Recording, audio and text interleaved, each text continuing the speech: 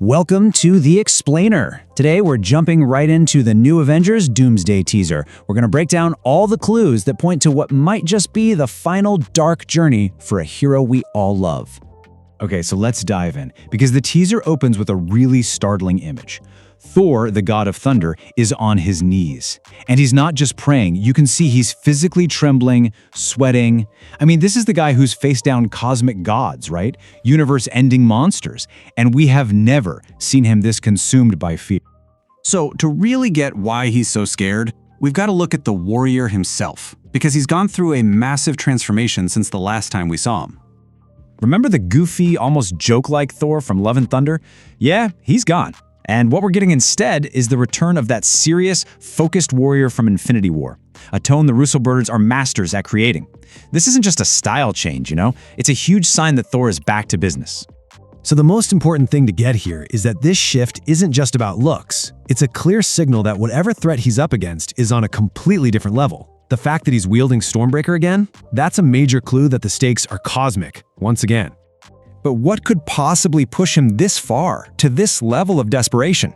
Well, the answer isn't about saving the Nine Realms anymore. Nope. This time, it's all about saving just one person.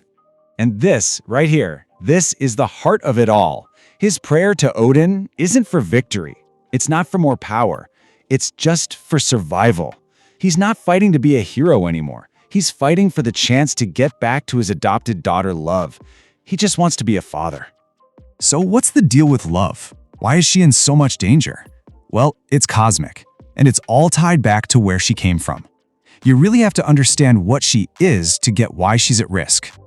Okay, so here's the theory, and it is a big one. Love was brought back by the cosmic being, Eternity. Her very form, that starry silhouette, mirrors eternity itself. So the thinking is, she is Eternity, or at least a living piece of it. And since eternity is the literal manifestation of the whole multiverse, well, you see where this is going. As these multiversal incursions are destroying reality, they're also draining her life away. For Thor, this isn't some abstract threat anymore. It's literally his daughter's life on the line. Alright, so let's talk about who's causing all this chaos. Who is the reason for all of Thor's terror? Seriously, just think about it for a second. For a guy like Thor to be this scared, he must have seen something that makes Thanos look like a walk in the park. He's not afraid of a fight. He's afraid because he's already seen what Doom is capable of, and he knows he's outmatched. I mean, this table says it all, doesn't it? He mocked Surtur. He defied Thanos. But with Dr. Doom, it's just pure, unfiltered fear. Before we've even seen him in action, Doom has done what no other villain could. He's completely humbled the God of Thunder. And check this out. It's a little meta, but even the casting announcement gives us a hint. Chris Hemsworth, the first hero, is announced first. Robert Downey Jr. as Doom is announced last. It's like they're telling us from the very beginning that this whole movie is building to a massive showdown between the MCU's OG hero and its biggest new threat. So the big question is, how can a terrified Thor possibly go up against a villain this powerful? Well, the answer might lie in some ancient and very sacrificial transformation. This isn't just Thor getting a new hammer or a lightning boost. No way. This is a complete evolution, a transformation into a full-on cosmic being. And the comics tell us this is probably the only way he stands a chance against someone like God Emperor Doom, a guy so powerful he has his own army of Thors. But, getting this kind of power, it comes at a terrible price. The path is all about sacrifice. To become Rune King Thor, he has to lose everything. We're talking his eyes, his life. He literally has to go beyond death and come back to do it. So, will Thor die? The theory is yes. Absolutely. Imagine that. His death at the hands of Doom would be this movie's snap. Just total devastation, leaving us with zero hope. But here's the thing. His death probably wouldn't be the end. It would just be the setup for something much, much bigger. By taking out the universe's #1 hero, Doom cements his power. He's not just a conqueror. He becomes the absolute ruler. And it leaves all of us, the audience, just shocked and desperate to see what happens next in Secret Wars. So what you should really take away from all this is that Thor's journey is hitting some of the darkest, most epic beats from the comics. His death and rebirth would set the stage for a finale where he comes back at his absolute strongest, not just as a god, but as a cosmic force, on the same level as his brother Loki as the god of stories. And that's where we're left. That's the question that's going to haunt us. After all of that sacrifice, all of that pain and rebirth, is even the ultimate version of Thor going to be enough to stop a man who made himself a god? We'll just have to wait and see. Okay, so we need to talk about a scene from the latest MCU trailer that has pretty much broken the internet. It's just one moment, but it could completely change everything we think we know about the future of the franchise. And it all kicks off with a single, desperate prayer. Right there in the new Doomsday trailer, we are seeing something that we have never seen before. Thor, the god of thunder, is on his knees praying. And he's not just praying. He looks absolutely terrified. I mean, this is a million miles away from the cocky, confident hero we're used to.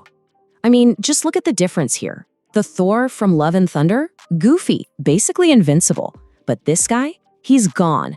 In his place is a hero who's sweating, shaking, and looks like he is staring his own death right in the face. So to really get what's going on, we have to dig into what he's actually saying in this prayer and why it is so out of character for him. See, this isn't a warrior's prayer for victory. He's pleading just to get to go home to his daughter, Love. And the real key is why. He wants to teach her about peace, something he even admits he's never understood himself. This isn't just desperation, people. This is regret. He's going into a fight he truly believes he is not coming back from. This is not the Thor we know. Think about it. He took on his own sister for the throne of Asgard. He was cracking jokes while fighting a giant fire demon, and he showed up to fight Thanos with all the swagger in the universe. But now something is so different, so terrifying, that his confidence is shattered before the first punch is even thrown. So that leads us to the big question, right? What in the entire cosmos could shake a god to his very core? Well, the big theory out there points to one single, horrifying name: Dr. Doom. And here's the heart of the idea. Thor isn't scared of the unknown. No, he's terrified because he knows exactly what he's up against. He's probably already seen Doom just take apart other powerful heroes, maybe even torture them. And he knows deep down this is a fight he just can't win. And this is where the theory gets really fascinating and kind of dark. To even stand a chance against a cosmic-level threat like God Emperor Doom, the Thor that we know, well, he's just not going to cut it. For the universe to have a shot, Thor has to die. Now, if you're a comic book fan, your ears probably just perked up. Rune King Thor is, without a doubt, one of the most powerful versions of the character ever. But getting to that level, it's not a simple power-up. It requires a sacrifice that is just immense. And this right here shows you the brutal cost of that kind of power. This is no training montage. This is a full-on ritual of death and rebirth. He has to sacrifice his eyes, hang himself, and literally die to gain a cosmic awareness that would make everything we've seen in the MCU so far look like child's play. And by learning this magic, Thor wouldn't just be stronger. No, he'd become a cosmic being, someone who can see and control reality itself. You know how Loki can now manipulate time and stories? Think that, but for the very fabric of existence. So how could the MCU even do this? Well, the theory has a couple of chilling ideas. First one, Doom just crushes Thor and hangs him on the World Tree, which, hey, we know that location from the Loki series, as a terrifying warning to anyone who dares oppose him. The second one, Thor, just eaten alive by guilt after failing to save Loki, sacrifices himself. Either way you slice it, his death is the key. But this isn't just about Thor's arc. No, if this theory is right, Thor's death is a major play in a much bigger game that Marvel is setting up, and it's a strategy we've actually seen them use before. So, a hero's tragic death, setting the stage for a massive comeback down the line. Does that ring a bell? It absolutely should. Marvel ran this exact play before, and it led to the biggest movie of all time. Just look at this blueprint. Infinity War ends, the heroes lose, hope is completely gone. And that feeling of utter defeat is what created this insane, worldwide hype for Endgame. Thor's death? It would do the exact same thing for Secret Wars. It's honestly a masterful storytelling move. You take your strongest piece off the board, and you leave the audience feeling genuinely hopeless. It puts one burning question in everyone's mind. How can they possibly win now? And that question is what's going to fuel the hype for Secret Wars into the stratosphere.